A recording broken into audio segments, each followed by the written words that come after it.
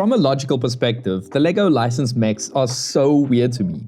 But man, do they make for really fun toys.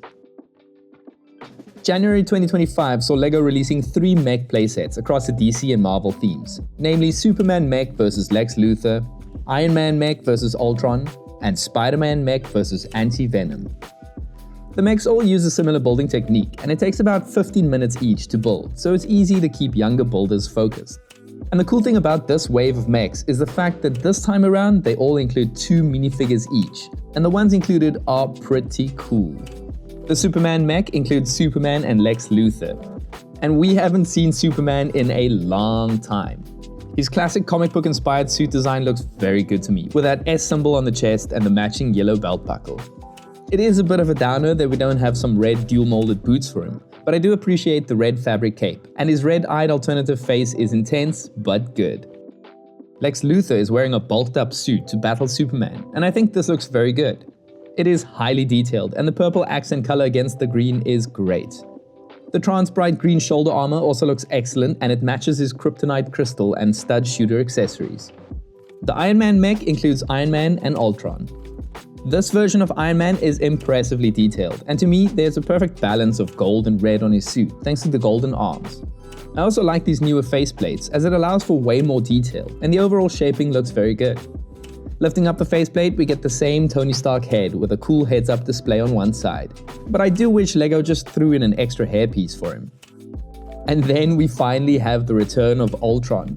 It is also nice to get a comic book version of him, and his silver base color is excellent. It really makes the black lines and red accents pop.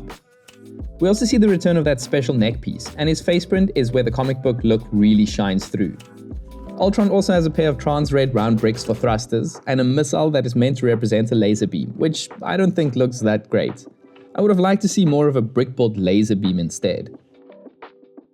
And finally, the Spider-Man mech includes Spider-Man and Anti-Venom. As far as comic Spider-Man figures go, this one is as good as it gets. But again, it's just frustrating not getting dual molded legs, seeing how we have already had this before. At least we do get nice arm designs, even if the printing is a bit too dark on the blue base. And probably my favorite included character of the bunch is Anti-Venom. At face value, he looks really good. I love his back and torso printing with that stretched Spider-Man design. And that face is excellent. But knowing this character, I can't help but notice some lacking details. The design should have run down onto his legs, and the arms really needed one black band on each arm. But still, having said that, I love getting a unique character like this in a small set. Though I am sure that we will be seeing this figure in other sets in the near future. And he also gets this weird flowy accessory that works very well for Anti-Venom. So for each mech, the figures can be placed in the torso thanks to these chest and body components, and that essentially turns them into 12 cm high action figures, which is undeniably cool. The one big issue I have with them though is the fact that with action figures you expect a certain level of articulation, and while it is here, I can't help but regret the lack of elbow and knee joints. The large feet are cool though, because it allows you to pose these mechs in pretty crazy positions. One thing I really like about these mechs is how each one takes on the visual identity of its respective characters so well. It is impossible to mistake them for other characters, and the cool printed elements on their torsos takes that even further.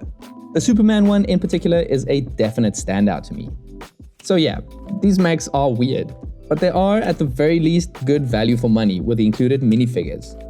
The designs aren't anything special, but they are durable with a very low risk of pieces falling off during play, which is their intended use. At the end of the day, I don't think they're meant to be scrutinized or questioned in terms of realistic in-universe applications, because honestly, why would Superman ever need a mech?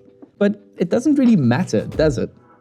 Anyways, what do you think of these mechs? Let me know in the comments below, and please consider liking and subscribing to the channel if you like this review and what we do. And as always, thanks for watching.